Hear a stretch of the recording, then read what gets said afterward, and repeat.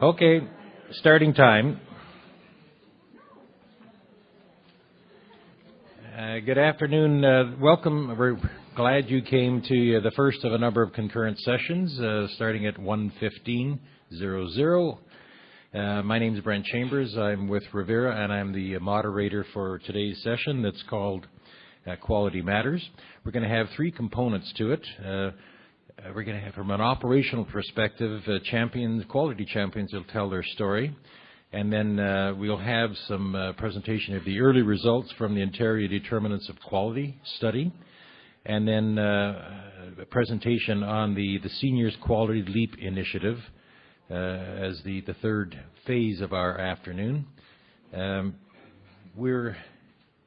We're expecting three champions, but in terms of quality champions, but we've only got two. We're not going to wait any longer, and I'd just like to advise you that Wendy Campbell, who is the assistant administrator at Stainer Nursing Home, has years of experience in long-term care as an educator and a senior manager.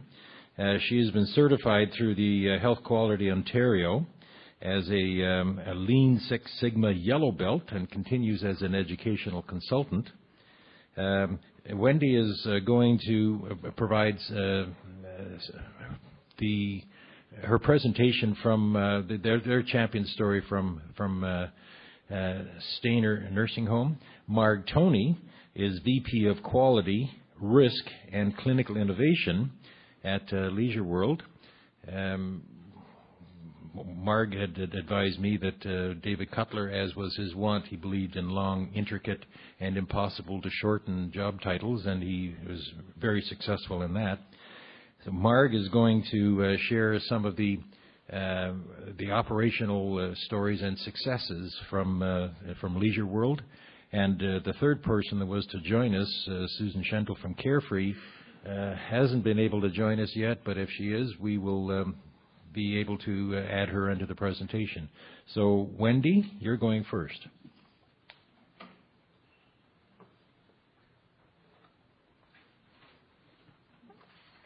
Hands up. Okay, I'm done. Good afternoon, everyone. I'm pleased to be here today to share with you the story of our journey to quality.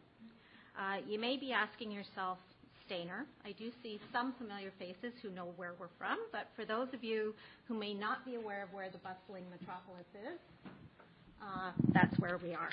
A little closer. The map might help. So Stainer Nursing Home is a 49-bed, independent, family-owned, operated long-term care home. I am a third-generation operator in this home. We were phase 2 early adopters of the RIE MDS 2.0, and our participation gave us the kickstart we needed for this journey towards quality. We had made many efforts before MDS, but MDS certainly opened the door for us to move ahead in a way we hadn't moved before. The implementation of MDS 2.0 triggered many other initiatives in our home, including adoption of the full electronic health record, EMAR, POC, etc. And we were also fortunate enough to be part of the Residents First program and able to take advantage of improvement facilitator training and the Lean Six Sigma Yellow Belt training. While not early public reporters, we were very active in reporting the data within our home and using that data to facilitate desired change and improvement. So much so that when the public reporting did become mandatory, we felt we were ready and prepared for that. We're still on the journey to quality. I don't think there is a final destination, and we find new paths to take each day. So much like my favorite character, Fantine in Les Miserables, it's important to dream the dream. As a leadership team, we knew early on that with all this newfound data that we had never had before, and organizations like CIHI, HQO, all coming on board, the key to moving towards a quality agenda was being placed in our hands. And we, as an organization and as a home, felt we owed it to the residents in our care to take that information and do something positive with it. For us, Health Quality Ontario's attributes of quality, which you see are effective, safe, resident-centered, appropriately resourced, and accessible, were valuable building blocks in helping us structure our approach that we were going to take to quality. Each domain made sense to us at our home level and subsequently became the framework that we chose to work within. We knew early on we didn't want to keep reinventing the wheel. So we looked for alignment in strategic directions, operational processes, system requirements, and resident-centered initiatives, which helped us identify our key areas for improvement, areas that fit within the building blocks of the HQO's attributes to quality. The RAI MDS helped us determine our baseline measures. We never had those measures before MDS. Residents First equipped us with the toolbox for quality, and the public reporting continues to nudge us along the path to do better. Resident safety must be high on everyone's list, especially in a world where the media is very quick to paint us all with one unflattering brush. And being able to demonstrate and prove that we're committed to achieving quality outcomes is critical.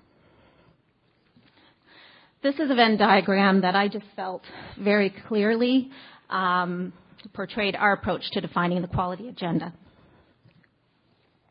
The next conundrum became, how do we get there? We really were sort of, as an independent, on our own. We weren't quite sure where to start and how to move forward. So we looked to the 4 Ds. We had to define where we were. We had to design and vision where we wanted to go. As a leadership team, we had to deploy the resources to help us to get there and eventually determine whether or not we were on the right track. It looks very similar to a PDSA cycle. And eventually, you just have to take the leap and jump.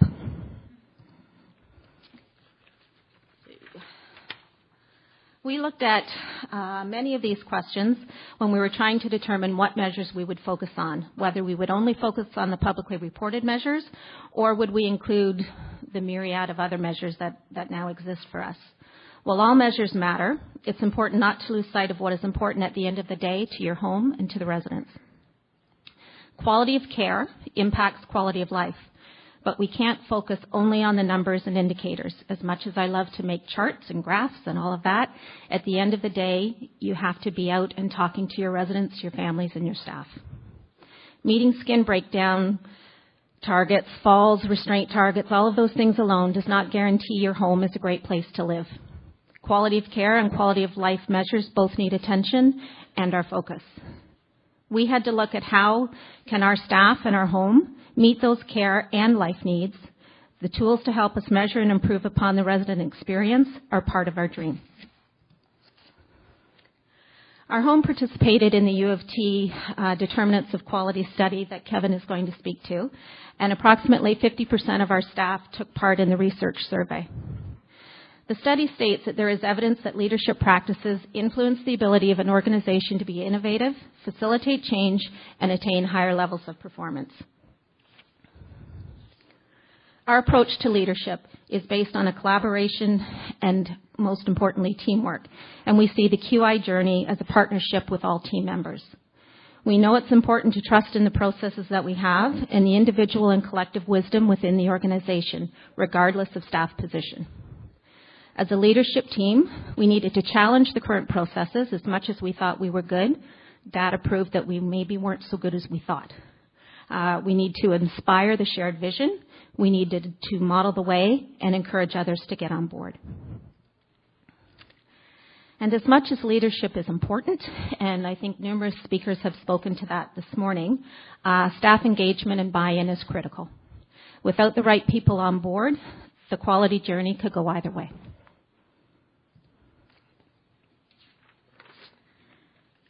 The U of T study also states that quality improvement is more likely to be successful in homes where there is role clarity, where staff are empowered in a collaborative and learning culture, and where there is a focus on measuring quality of care and services. This slide is actually taken from our survey results. While the results were positive, we certainly performed on average much higher than the province. We still felt that there were areas we could improve upon even more. Having the results from the study did reinforce to us that we are on the right track as a leadership team, and we believe contribute to our success as a home. We're far from perfect. We still make mistakes and we still stumble. But knowing we're all on the same page can only serve our residents in a positive manner. The Determinants of Quality study states that empowerment involves, in part, allowing staff a degree of freedom when performing their work and input into the organization's goals and processes. Previous studies have shown staff empowerment strategies are effective in promoting job satisfaction and commitment, staff retention, and for promoting QI. QI needs to be part of your everyday. It's not just something that you do once a month, once a week, once a year, once every 3 years. It has to become part of your daily fabric. Truly engaging the staff and gaining their buy-in and valuing the input and the ideas that they have and empowering them to be the change is critical to QI success. We were greatly encouraged by our staff's rating that their ideas and inputs were valued in our home.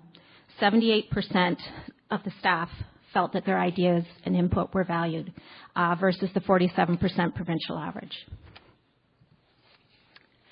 So as I've said, we've had some successes and we've had some struggles, and we continue on the journey. The Kai-Hai public reporting, I've just put a few of these slides in just so you can see that we have been able to make gains in areas where we weren't performing as well as we thought. We always try to ensure that all the staff are aware of how we're performing, individually as a home and in comparison to others. We also look to redefining our own benchmarks for quality as we forge ahead, always aspiring to be better and or sustaining the gains and successes that we've made to date. These graphs certainly show some great achievements in restraint reduction and decreasing worsened bladder continence. Our fallers have remained consistent. We're not making a whole lot of headway in that one, and that's an area that we continue to focus on. Measuring where you are is critical. You can't know where to go until you know where you stand right now. We found for our staff who take great pride, and rightly so, in the care that they provide, we found until we actually put numbers and graphs and comparisons in front of them, they really had no clue. So it certainly has motivated each and every one of our staff, I think, to do better and to prove that we can be, even though we're small, we can be mighty and achieve great outcomes for the residents that are entrusted to our care. So we constantly look at measures, whether it's from our lean initiatives, our ministry data quality reports, all of those things we look at all the time to ensure that we're on the right track. So in closing, quality does matter. I think we all know that. It matters to the residents, matters to the families, to staff, to stakeholders, to government, and to operators. Quality improvement has to become part of your everyday and what you strive for. Safe, dignified, quality care to those entrusted to your homes. The process is not always quick, and it takes time. Leadership has to be supportive and committed to being transparent and accountable. It all starts with one step on the path, and it's important that you measure each step and celebrate each achievement. Thank you.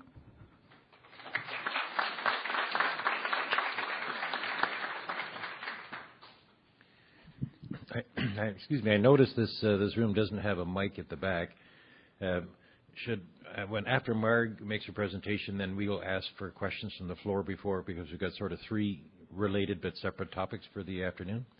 Marg, you're up.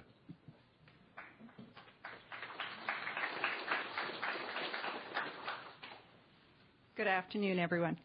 I, unlike Wendy, do not have slides, so if you'll bear with me for a few moments. What I found when I was sitting there listening to Wendy's discussion is that she is one small home in semi-northern Ontario, not real north yet.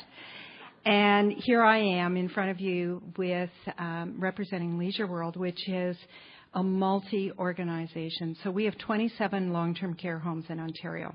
That's 4,474 residents. And yet, so much of what Wendy has shared with you is also what I would share with you. You know, that quality is a journey for all of us. And it isn't any easier when you're a smaller home, a single home, or a multi-home. There are no quick fixes to quality improvement. Our journey at Leisure World started 4 years ago. Wendy talked about the vision and the desire, and we were built on 2 pillars, quality and people.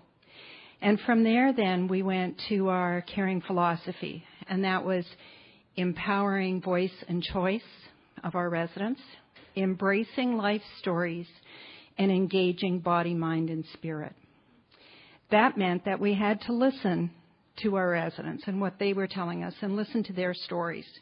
And their stories sometimes weren't always the type of information that we really wanted to hear. You know, have you had choice on how you want your day to go? And we thought we were giving people choices because we as caregivers, we thought we knew what we were doing. And what we found was that our residents' reality or their perception of what was going on became our reality. And that then had to become the focus of our quality improvement journey. You never really get there. We started off, took some basic change management theory first and picked one item for our first quality improvement. And it was one big, hairy, audacious goal. We had a restraint rate of almost 17% with our residents. And if you think how you're even sitting here today and you have the freedom to move around a little bit as you choose, when residents were in restraints, they didn't quite have that same freedom. And we all know that the literature shows us that that is not safe for our residents. So again, taking on Wendy's that safe culture, we needed to address that. And we started out, David gave me a big, long title, and we talked about reducing restraints. And we said, okay, we were going to reduce it by 50% in 6 months. That's no mean task to begin.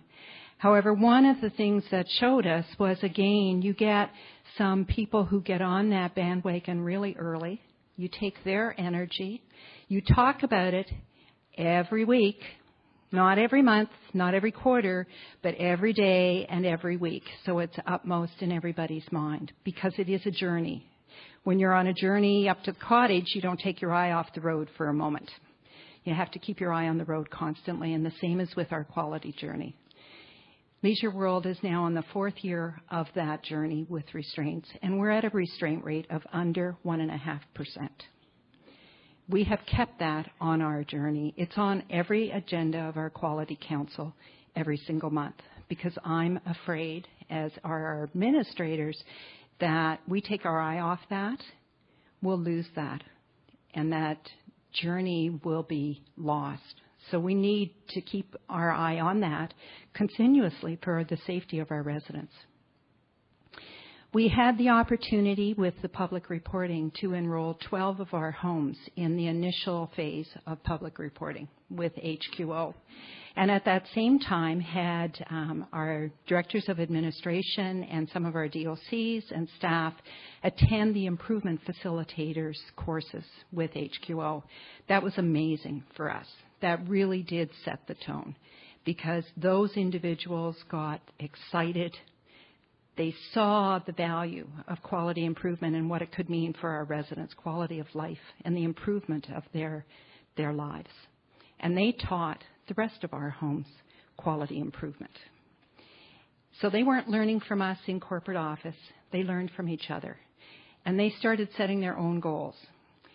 You know, it's one of the challenges when we look at quality improvement. There's so much out there to improve upon. You know, how many QIs do we have that we see on our High reporting? And you can't, as Wendy said, you can't do it all, and you can't do it all at once.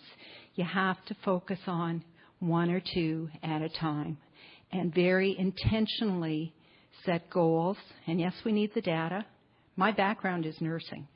I wasn't a data person.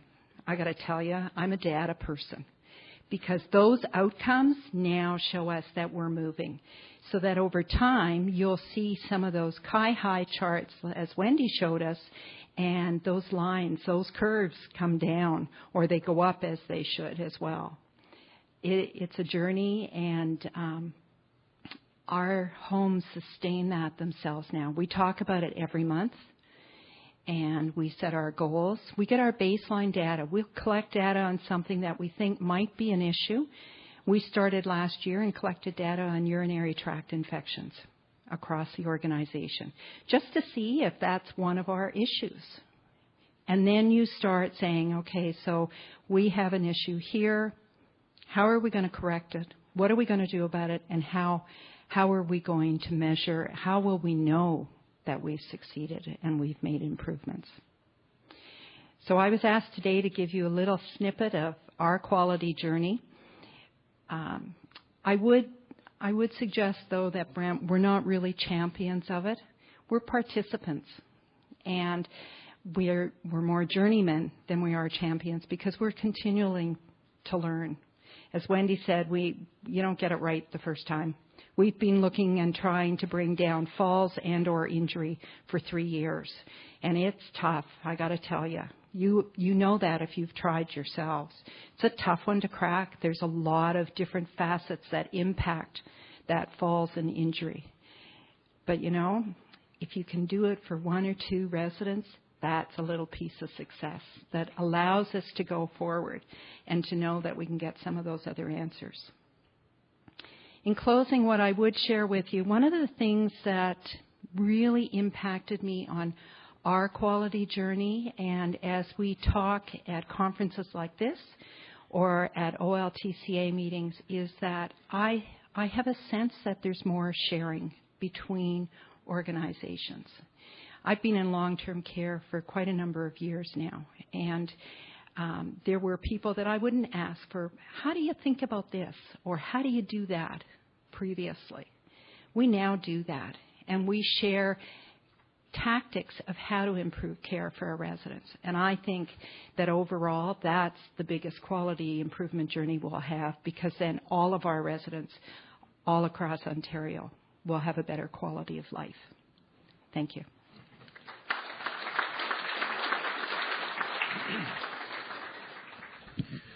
Thank you, Marg.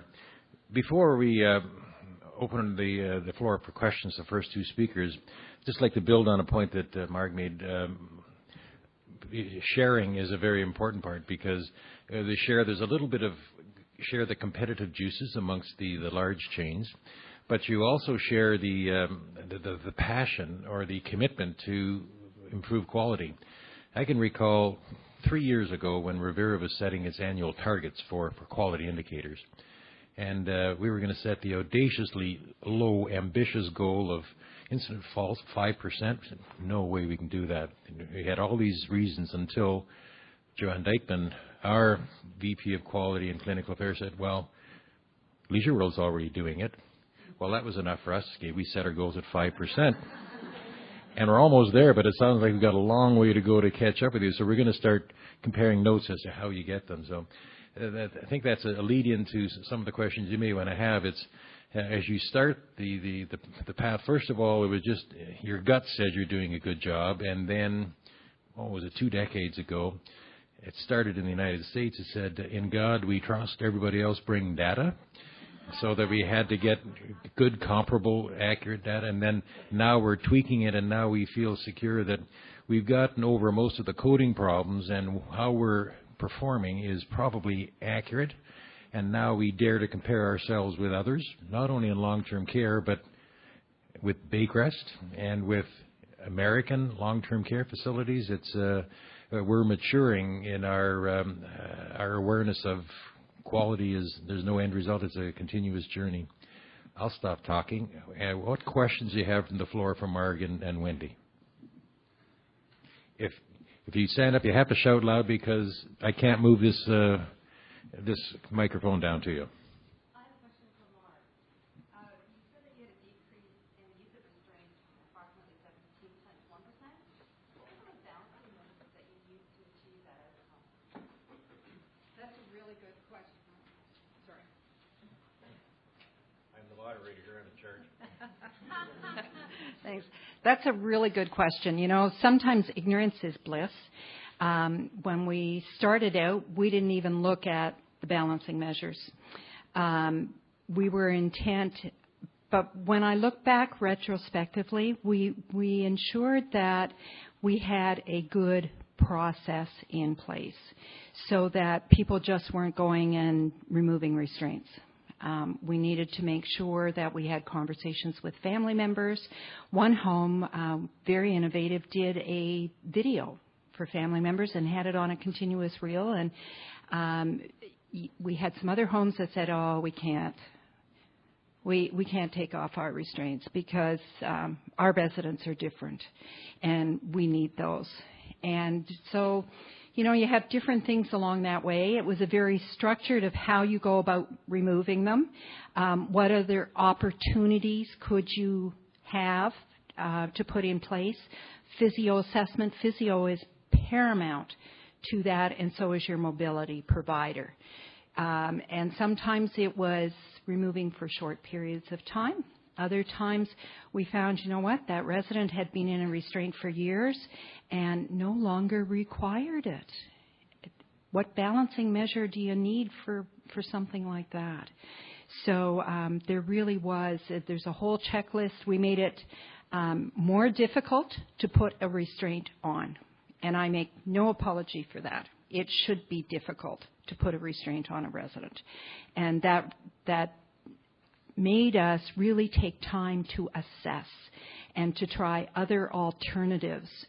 So you're not only removing from some residents, you're saying any resident who comes into the home then doesn't get a restraint put on them, and having that conversation right off the bat as well.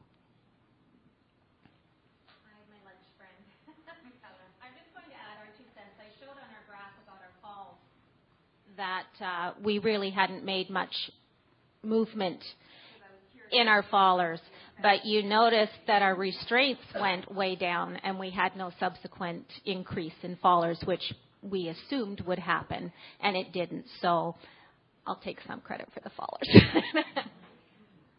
I would also reconfirm that. I had board members asking me during the journey, because we cut it by 50% in 50% increments, and I had board members saying, so people are falling now, and we had to make sure that we were able to demonstrate that that has not. Literature supports that you actually have higher injury rates with restraints than without.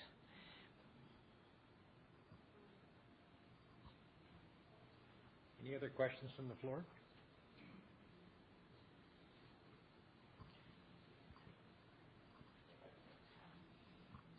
Thanks. I guess this is a question about residents, and do they say that the quality is improved due to these measures?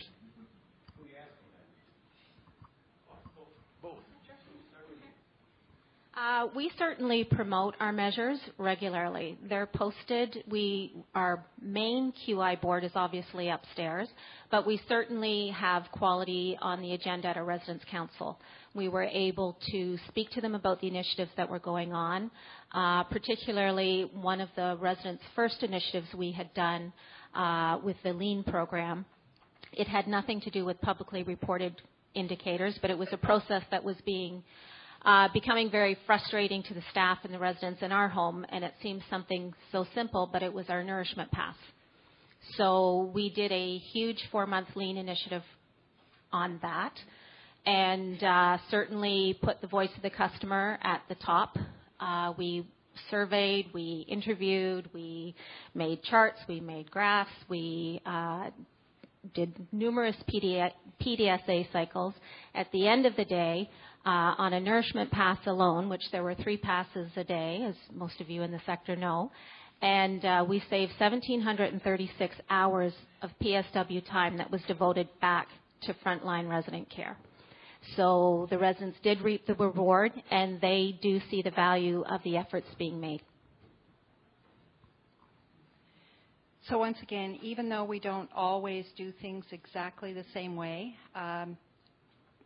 2 years ago, as part of our quality journey, we looked at a different kind of resident satisfaction tool. It was before we had some recognized tools here in Ontario, so we went south of the border, and we started asking our residents questions about their satisfaction.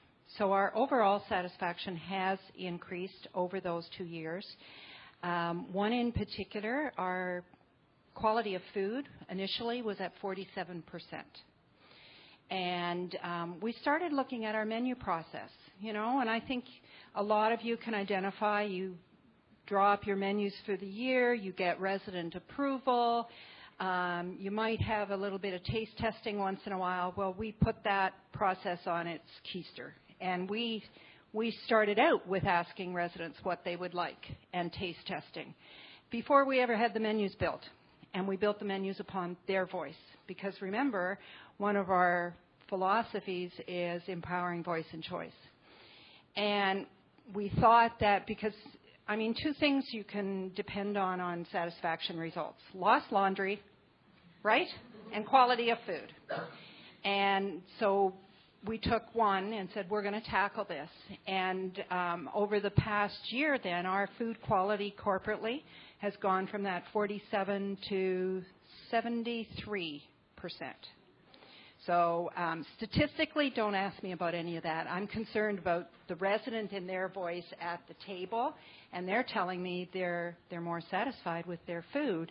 They give us handwritten recipes that they've developed themselves for us to put into our menus, which is pretty cool. A pinch of that, a little bit of this, a bit of that.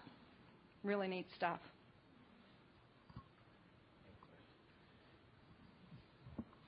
We're going to move on, and if there's remaining questions and there's time remaining at the end of the session, our panel members will be here for the duration. But next, we're going to move on to, you might have heard about the Ontario Determinants of Quality Study. That's Wendy had made some reference to that. Kevin Walker is the study coordinator for the Dr. Walter Woodge's Canadian Institute of Health Research Partnerships for Health System Improvement. And this is on the determinants of quality in long-term care. The first phase was done in 2008, and now there's a more comprehensive study underway since 2011. So Kevin wants to describe the effects of this study aims to describe the effects of provincial-led policies and QI programs on long-term care residents, staff, and the homes. So this is the initial results Kevin is going to share with us.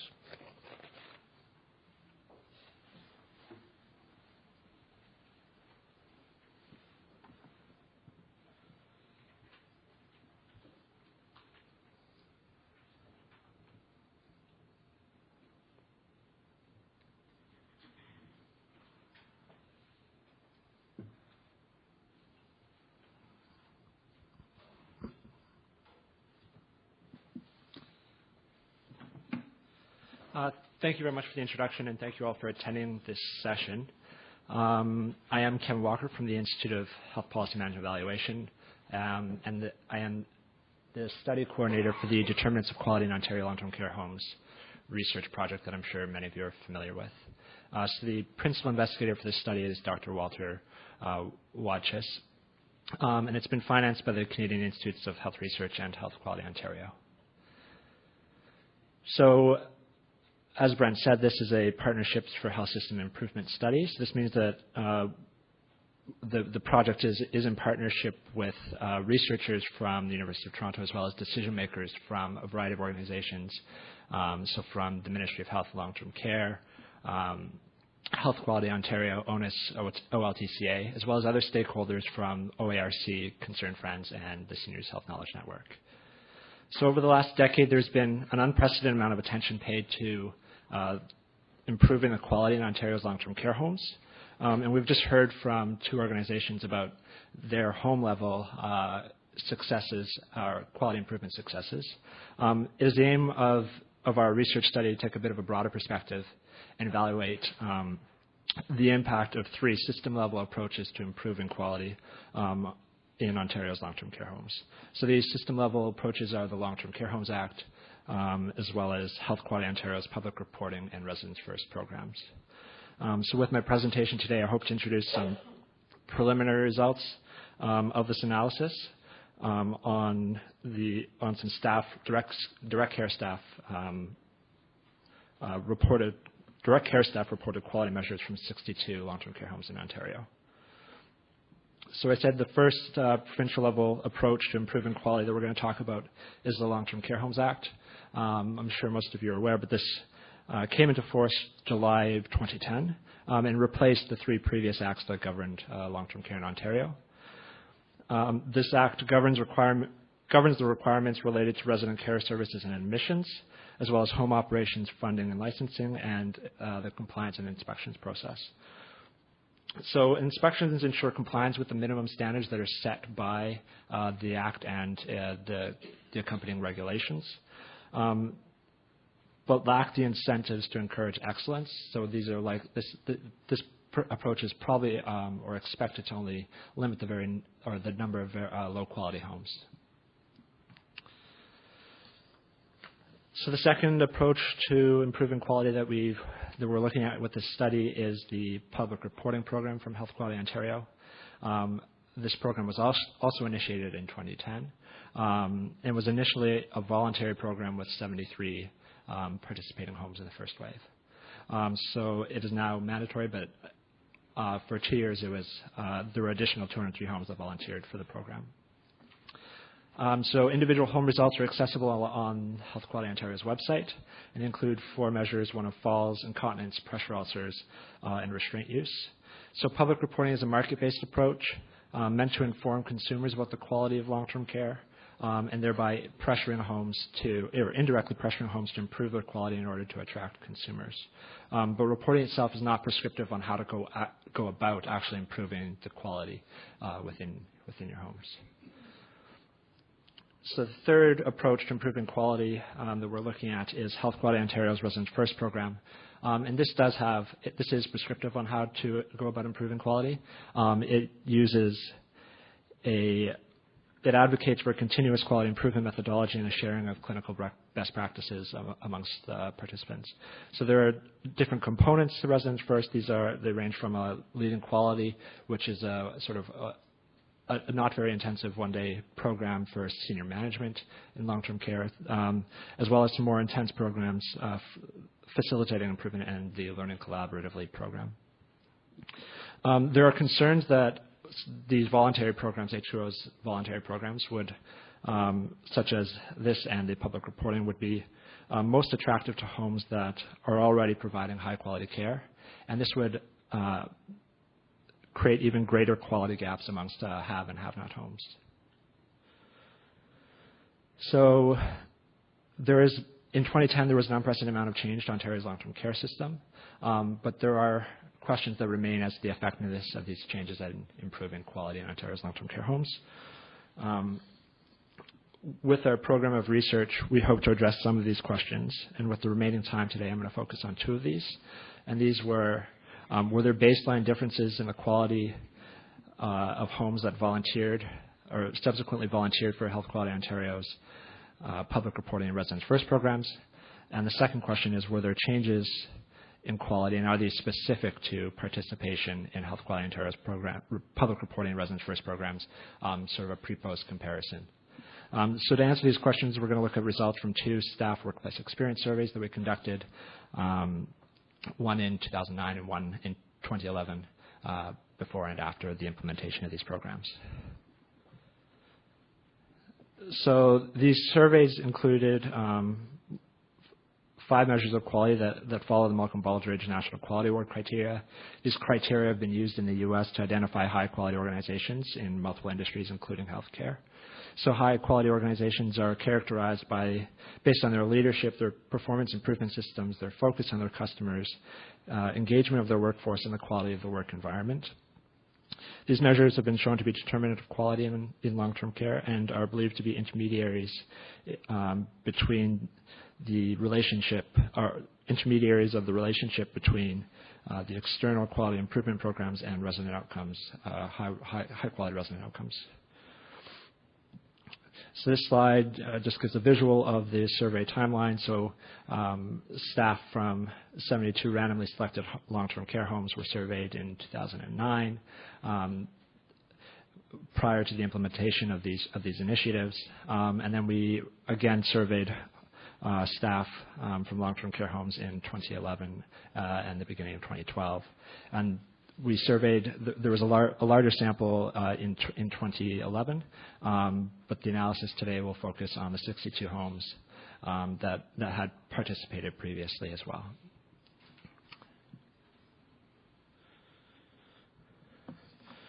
So this slide shows the sample of homes that were included in our study. And as you can see, we had a mix of ownership types, sizes, and locations. There were moderately more not-for-profit, municipal, and large homes than the provincial distribution. None of these were significantly so. And for the purpose of this analysis, we defined participants in Residents First as those participating in the Quality Improvement Collaborative. And for public reporting, those homes that were part of the first wave of reporting were considered participants. As you can see, we had a higher proportion of participants in both of these programs, and this will allow us to examine what impact these programs have had. So this slide shows the staff sample, or describes the staff sample in both our 2009 and 2011 surveys from the 62 homes. So we had almost 1,400 direct care staff respond in 2009 and 1,700 in 2011. So in both cases, the vast majority were female. Most were personal care staff and had more than 5 years of experience. And this sample represents approximately 30% of the RN, RPN, and personal care staff in these 62 facilities. So to answer our first question, so if you recall, our first question was, were there baseline differences in quality between homes that did and did not volunteer in Health Quality Ontario's programs? We aggregated the 2009 staff responses to the home level. We did this because our outcome is going to be participation, which is a home level variable. We did bivariate analyses and fit logistic regression models of participation on each of the 5 measures of quality while controlling for other characteristics. So this slide shows the mean or the average response for the 5 measures of quality for both participants and non-participants in the public reporting program. And as you can see, the mean for the participants were higher for homes that volunteered for public reporting. But only one of these was significant, statistically significant, and that was the performance improvement system. So there was a significantly higher mean rating of performance improvement system for homes that did participate in public reporting. However, this relationship is no longer significant when controlling for other home level characteristics. So it seems that not-for-profit homes, which generally had a higher rating in our sample, were more likely to volunteer for the public reporting program. So similar results for the Residents First program. So again, nearly all of the measures were higher for the participants or homes that subsequently volunteeed for Residents First. This was true except for the final one, ratings of the work environment, whereas actually a lower mean for the participants than the non-participants.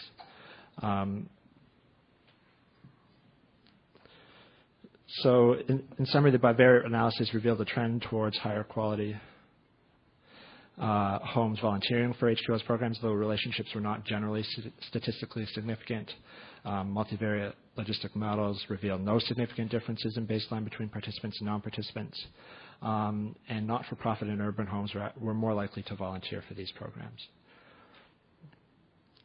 So our second question was, were there changes in quality, and are these specific to the participation in Health Quality Ontario's public reporting and Residents First programs? So to analyze this, we fit a linear regression model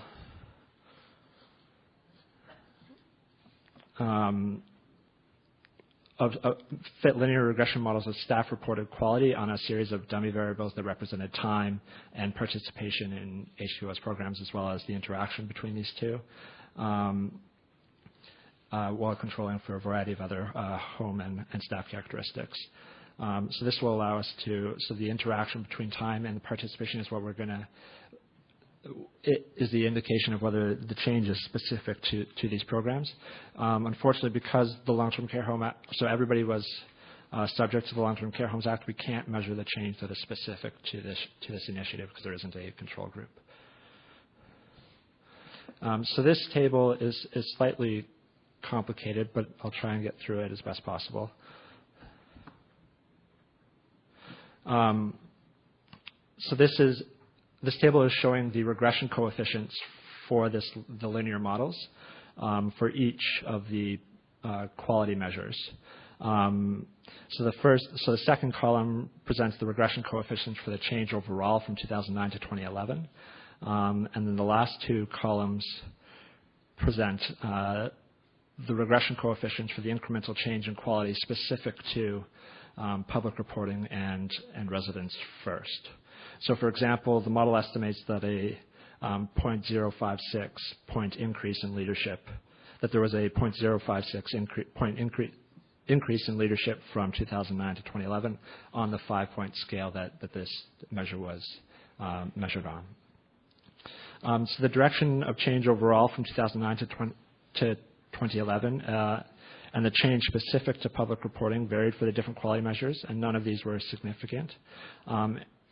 And while all staff reported quality measures improved with participation of residents first, only an improvement in staff ratings of the work environment was statistically significant.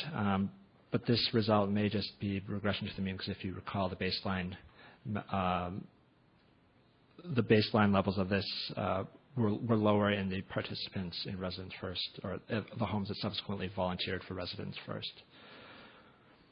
So in summary, no statistical significant change in quality. There was no statistically significant change in quality from 2009 to 2011. There were significant improvements in staff perceptions of their work environment, specific to HQO's, Health Quality Ontario's Residents First program, but this may just be regression to the mean. There are a number of home-level characteristics and staff characteristics that were associated with each of these measures, are significantly related to these measures, such as municipal homes. Rural homes and smaller homes tended to have lower ratings on all of the quality measures, as well as RN staff with less experience in the home. Happier and healthier staff provided higher ratings on all measures of quality.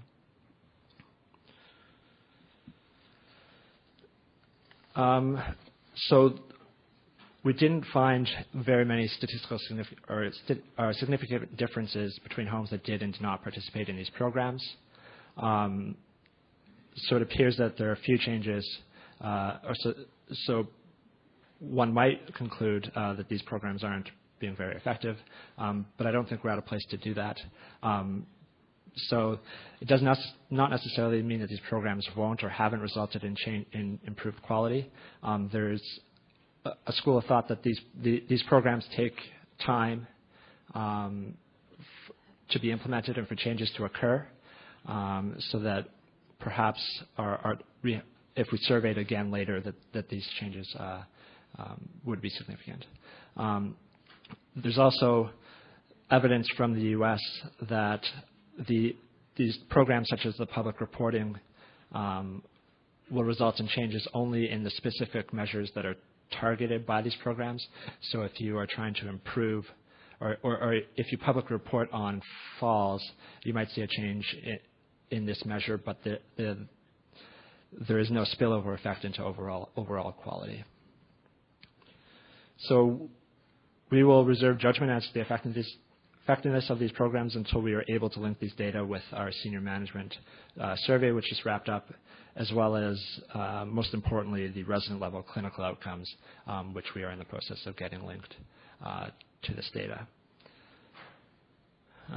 So for more information, you can visit our website, ltcsurvey.ca. There will also be shortly a link to our provincial report from the most recent staff surveys. This should go up in the next couple of weeks. Thank you very much.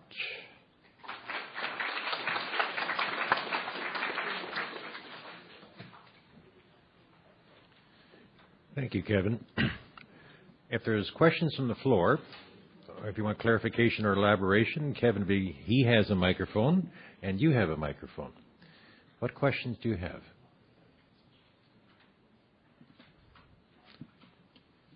Good. Chambers, I'm one of the investigators.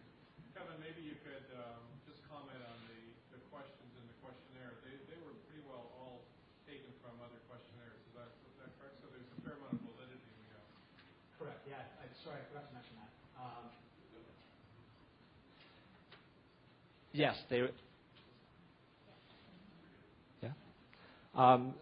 So yes, they were all selected from previous questionnaires that were validated mostly in long-term care or in other healthcare settings, and we validated them again using our baseline or the 2009 results before we went out with the second survey, and this allowed us to reduce the number of items.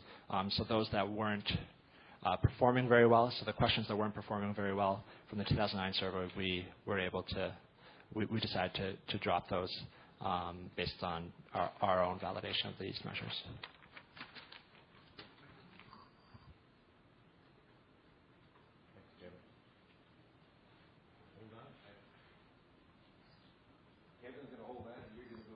Oh, okay. Or I speak very loudly. Go for it. I'm interested in why you chose to go to that particular rating first. As I understand it, it's staff perceptions of quality improvement, which is a very interesting place to start, I would suggest, given some of the conversations I've been having informally around some of the administrative burdens and challenges in all this reporting. So I just found that an interesting place to start, and curious as to why you started there. I'd be interested in the rest of the results, but why start there? So I think staff perceptions are very important because it is these perceptions that are going to, so they are vital to staff motivation is vital to, and engagement is vital to improving quality in long-term care. So their perceptions, I think, are very valid. They don't necessarily always agree with those of residents, but I think they do offer a very important perspective. Also, it wasn't sequential. All three studies are being done at the same time. So yeah, the resident data, it will be time series as well. We just don't have access to it at this point. So this is what we had access to at this point to present.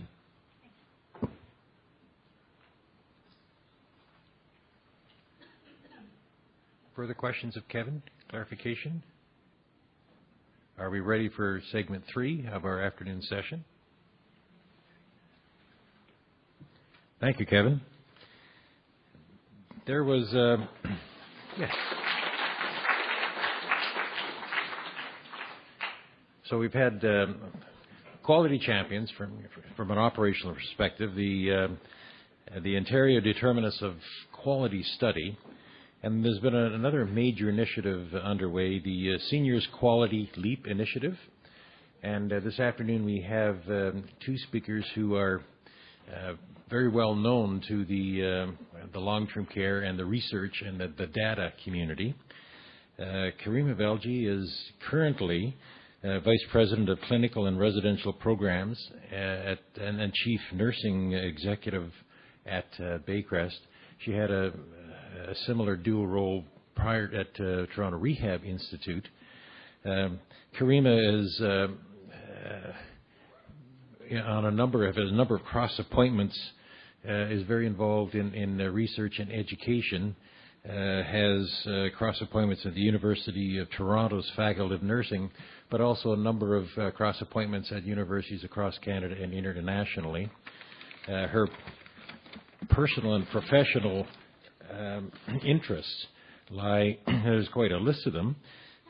She has several PI funded grants in the rehabilitation in the areas of patient safety, nursing practice, and interprofessional education. Karima will be speaking first, and then Dr. John Hurdes will add some content. Wherever you are, anywhere in the world, where you're talking about long-term care or data or research, John Hurdes is going to be on the agenda, and he's probably been introduced thousands of times. I've had the personal pleasure of introducing him earlier, and I noticed there's 14 more credentials that he's accumulated since the last time I did it.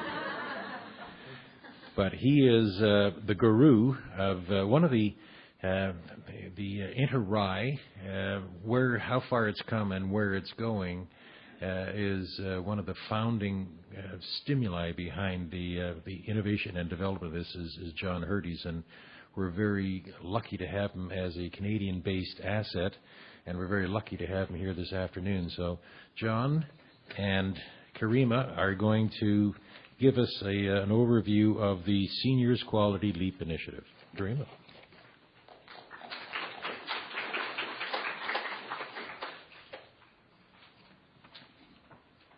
Just get the slides up. Great.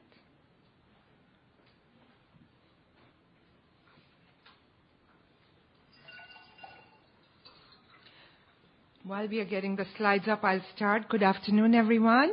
John and I will present the Seniors Quality Leap Initiative to you. So let me tell you a bit about the initiative, and then we'll get into the slides. Thank you so much.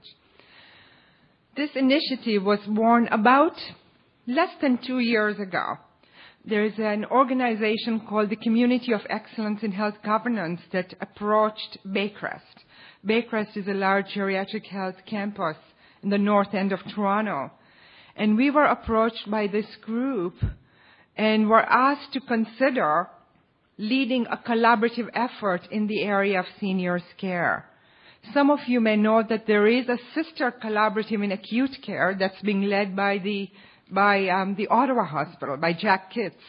And it consists of various stellar acute care sites across Canada who've agreed to benchmark information with each other in order to drive their own performances forward and the performances of their collaborative. So the intent here was to create a sister collaborative in the area of seniors care. Baycrest was approached to lead it. Our CEO, Bill Reichman, is an American, and he said we will do it if we can do it as a cross-jurisdictional effort. So unlike the acute care collaborative, the Seniors Quality Leap Initiative is a seniors collaborative, and it consists of organizations that span 2 countries, Canada and the United States. And the idea is to evolve this into an international collaborative going forward in the future. So I'll present the overview and hand over to John to show you some of the very preliminary results that come out of our first report card that we've developed together, and where these data are leading us in terms of the collaborative's effort around looking at some quality improvement foci. So these are the SQLI, the Seniors Quality Leap Initiative members.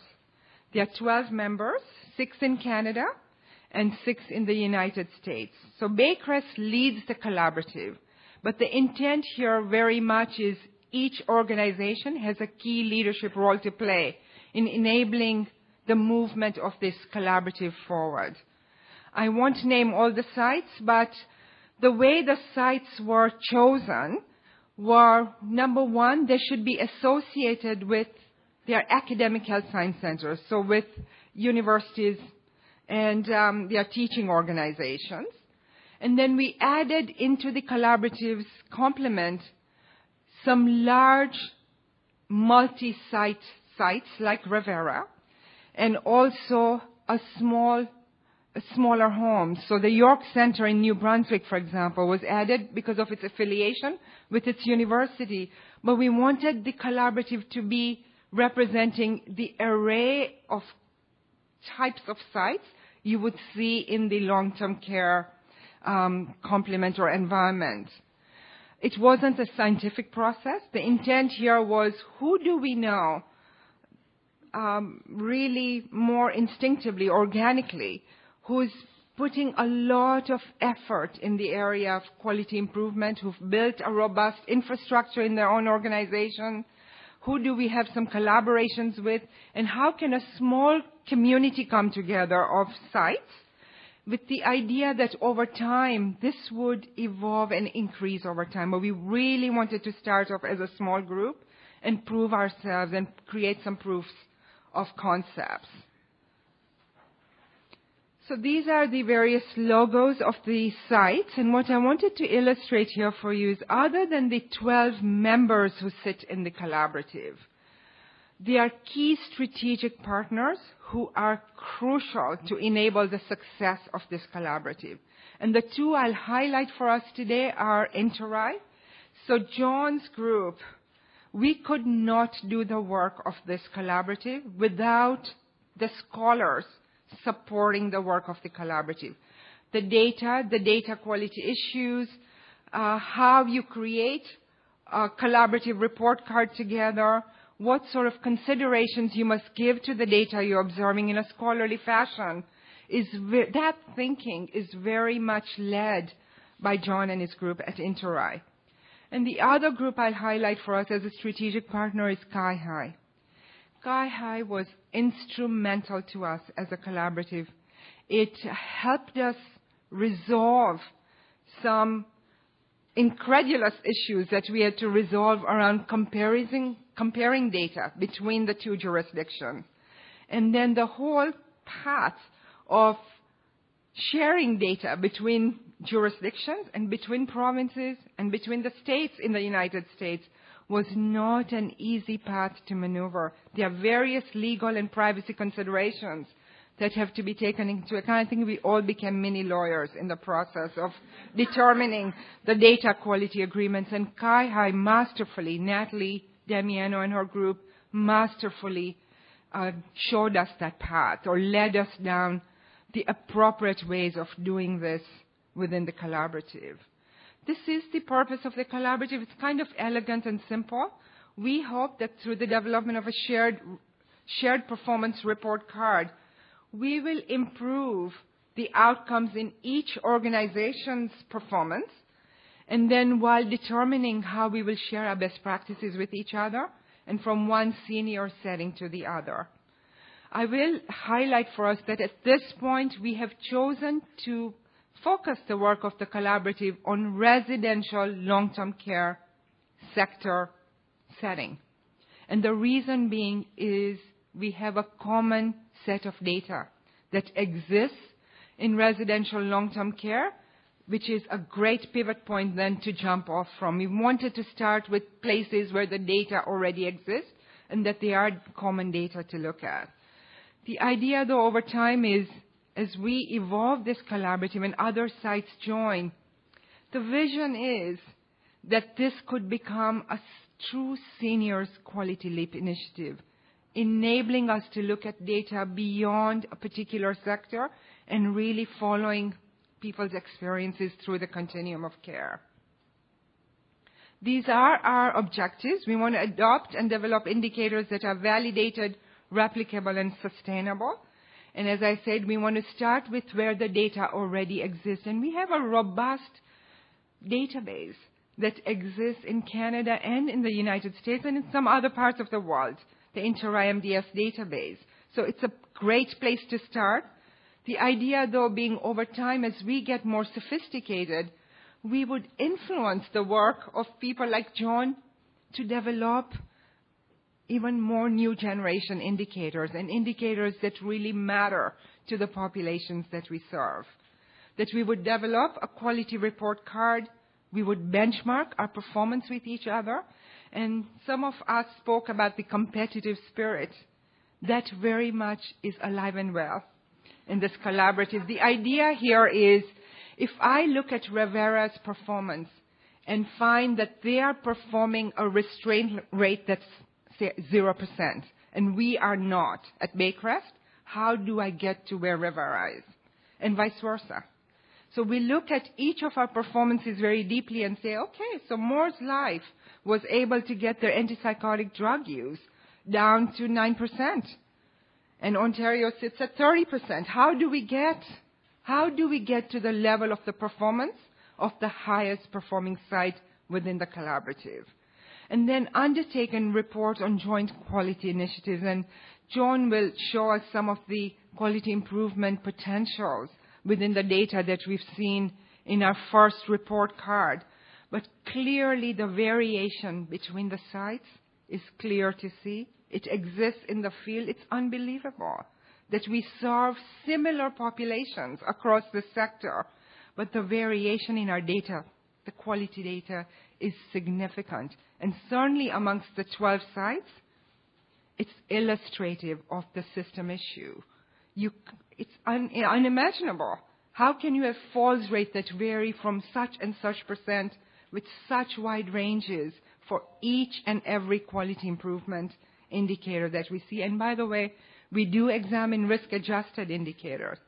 Some of the excuses I have used in the past, and we all tend to, yes, about our populations are unique, and various other things that we point to illustrate why our data look the way they do are put to rest when you look at data so closely as we do in this collaborative. We want to engage in joint knowledge translation activities, and we hope there will be a lot of scholarship opportunities, publications, presentations, knowledge dissemination work. The overall goal is to positively impact on those we serve. I think that would say it all. We want to share our best and next practices. We want to create high-performance seniors health systems, and really hope that in this collaborative we'll push for global leadership, starting with the long-term care field.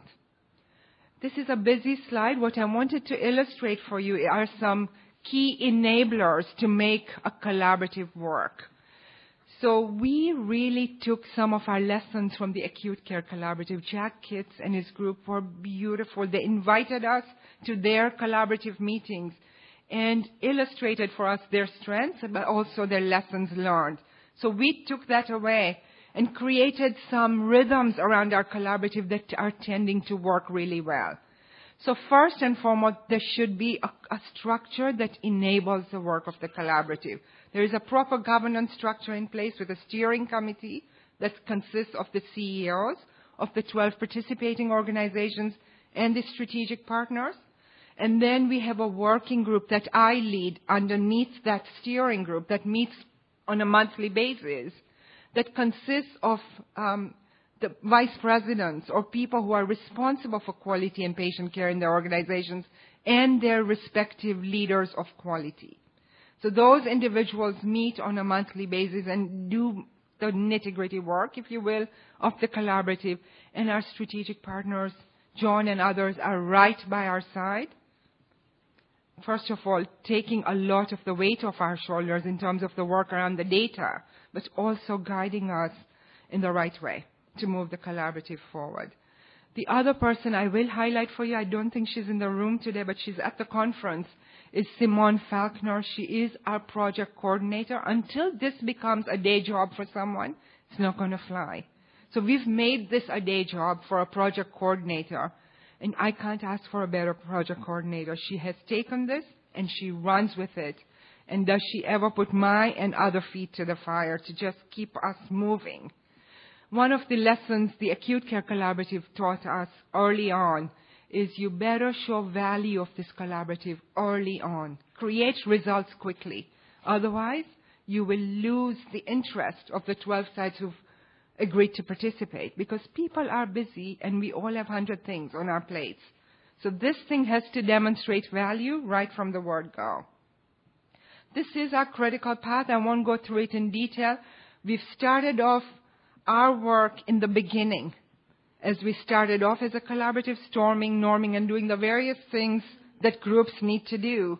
But we started with a real emphasis on creating the right report card, which we now thankfully have, thanks to John.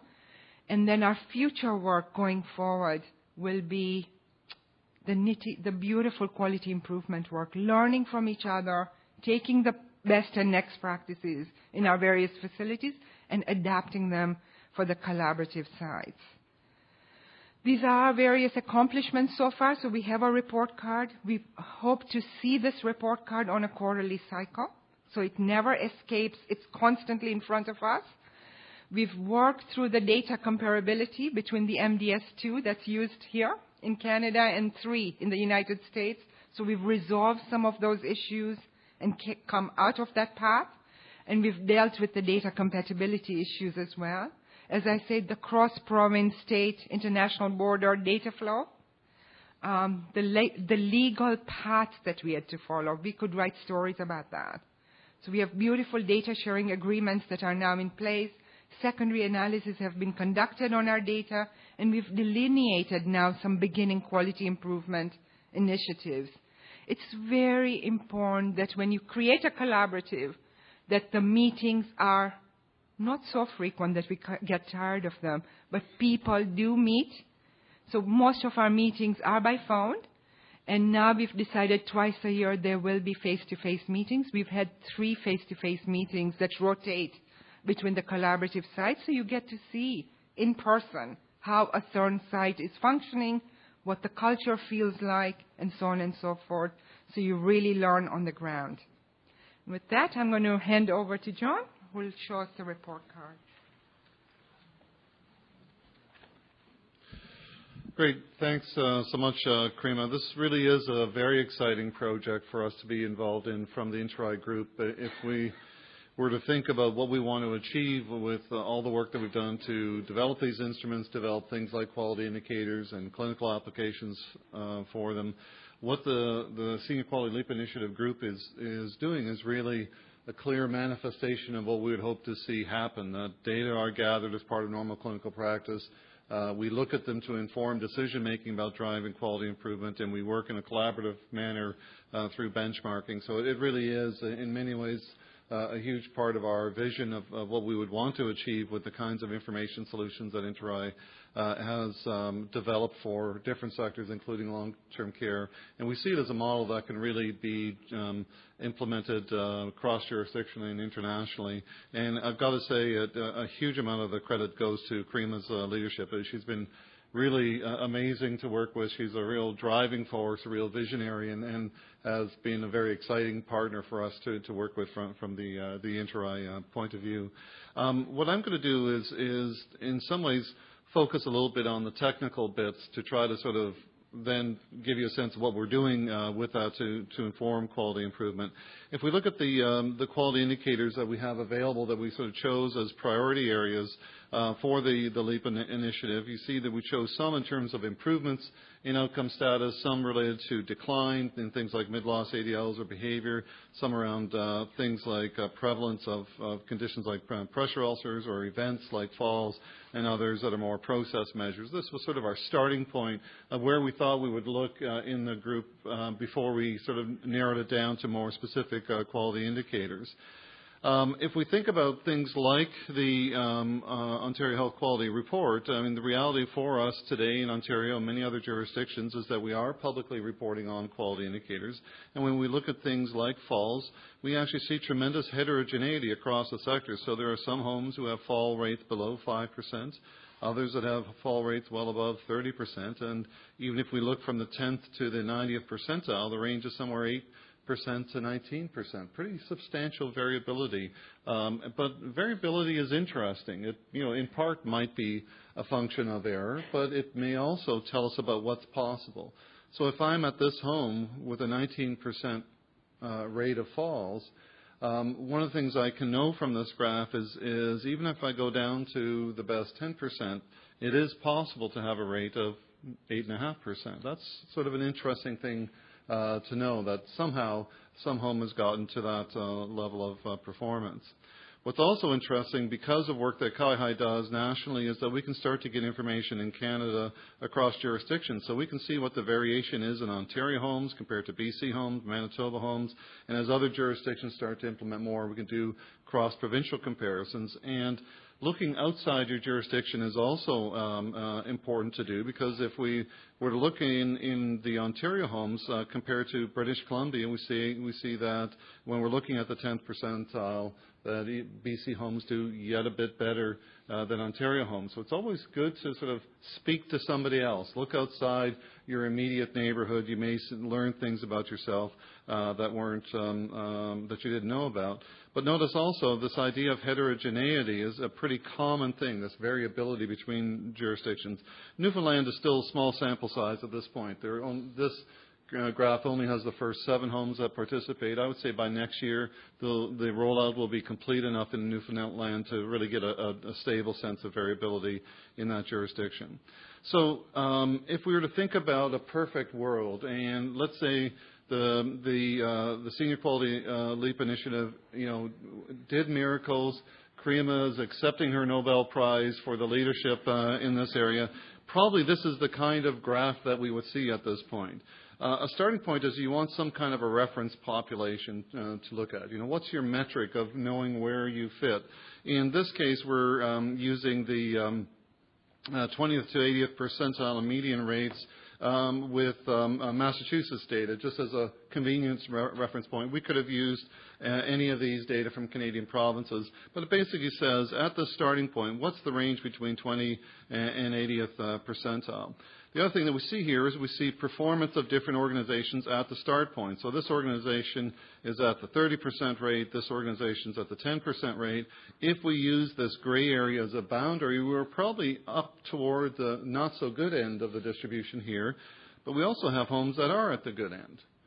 And if we were to say, okay, well, let's see what the red homes can learn from the green homes, then over time, what we would see is this variation that we see in the start might start to improve if we all say, okay, the green homes got it figured out, how to reduce falls. Let's all start to do that.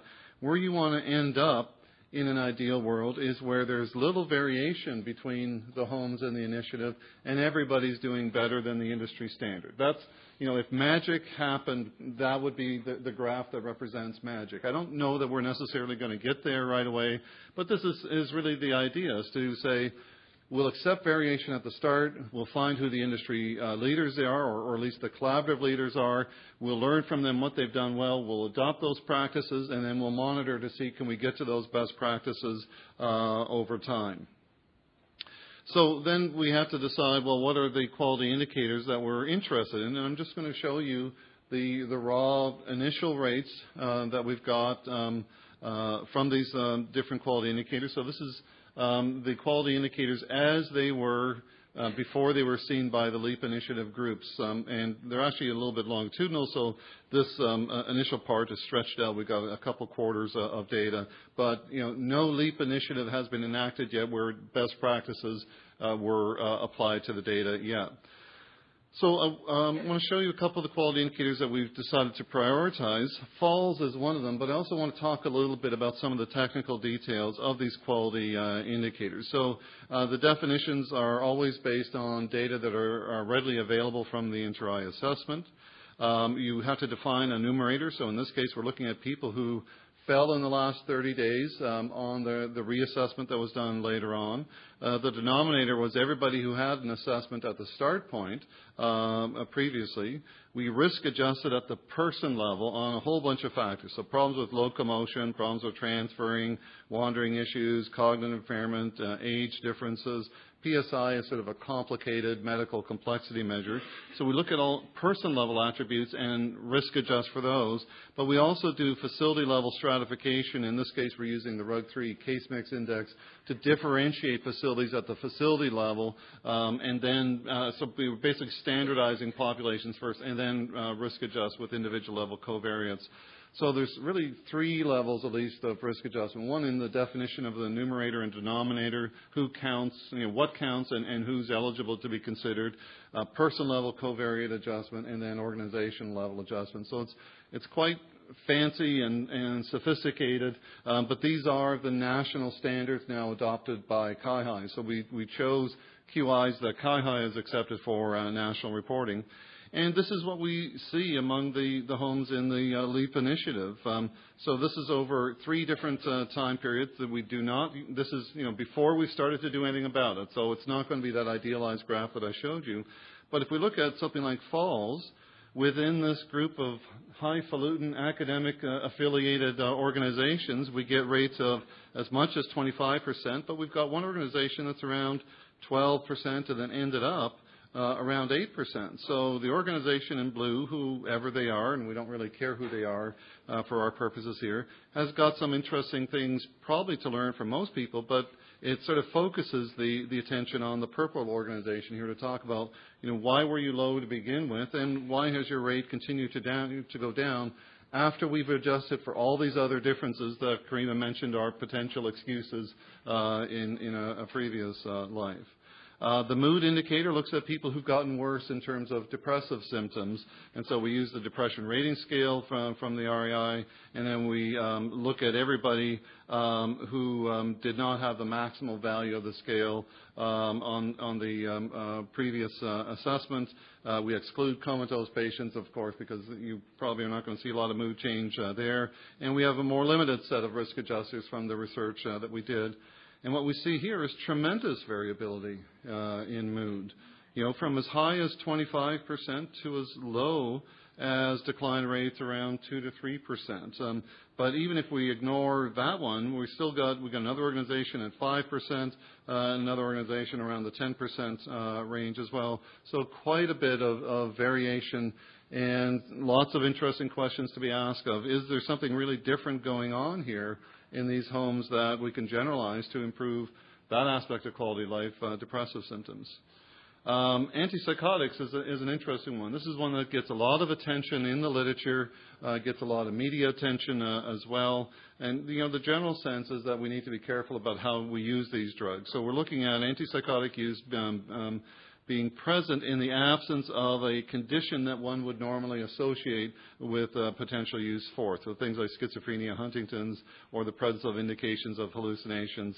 And we've also excluded end-of-life residents from this.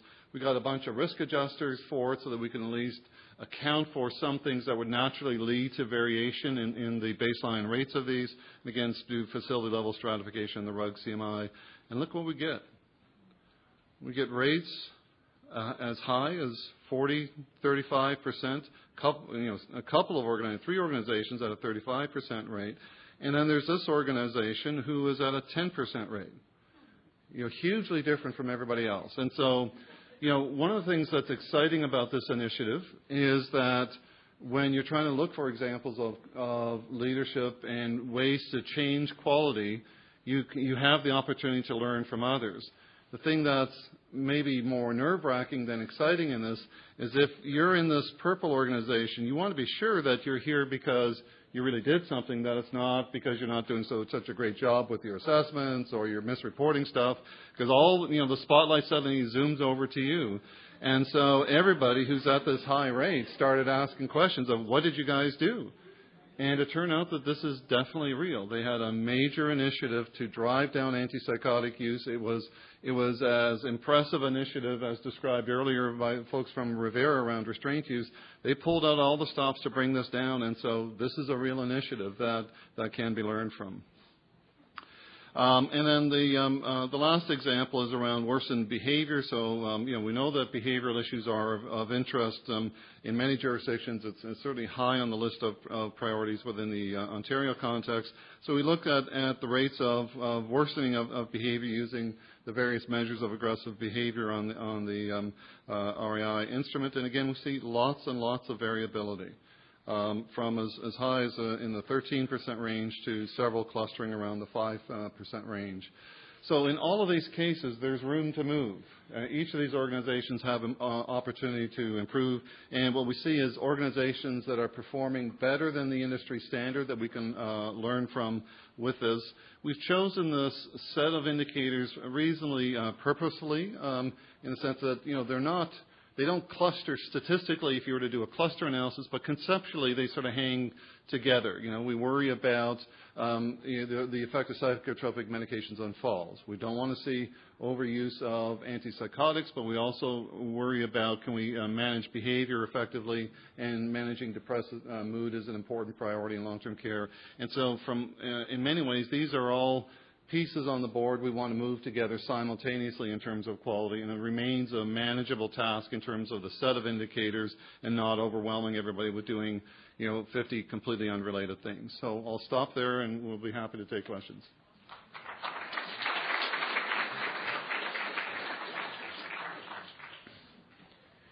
Thank you, John and Karima. We've got 10 minutes left, and I anticipate there'd be a question or two in the crowd. So the session is over at 1:45, 2:45, because there's another session starting at 2:55. But the panel members have said they will be here after that. It's over if they have more outstanding questions. What questions do you have?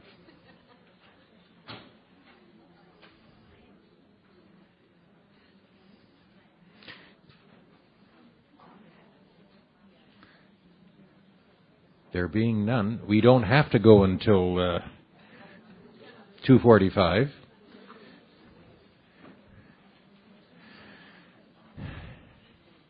There being no questions, on behalf... Oh, there is one. Hold on.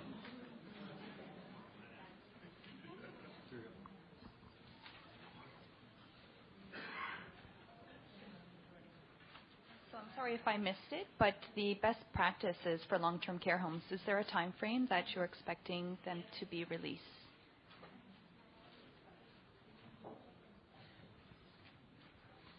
Well, I think the starting point for the LEAP initiative is that we're doing this kind of benchmarking. We're finding the organizations that are leaders, and then we're shining the light very brightly on them to say, okay, what is it that you're doing? And then we will try to adopt those initiatives. That, to me, is the real test of a best practice, whether when it's generalizable that others can use it and that it has that signal of improving the performance of the quality indicator. Because too many best practices are a bunch of experts trying to come up with something to say in terms of what do they know about the literature, and this is what we should do, but it's not driven by evidence. This is going to be an evidence-based way of saying, okay, here's the initiative we're going to put in place, and we'll see if it works. If it works, then we'll call it a best practice. It's not just going to be based on pointy-headed professors saying it's good. The other thing is the clinician involvement. So we've just started to shape a protocol around reduction of antipsychotic drug use. So we've grabbed the learnings of the literature, the learnings from the best practice side. Unless the clinicians in their respective organizations actually embrace this fully and make it theirs, it's not going to fly. So I think this will be our biggest challenge, is to make sure some of the variances in practices across the 12 sites, actually there is agreement amongst clinicians to get it to a certain standardized place. So more to come. One more question we have time for, or we could bring it to an end. Seeing no questions, on behalf of the audience, I'd like to thank our panel members. It was a wonderful presentation, very educational.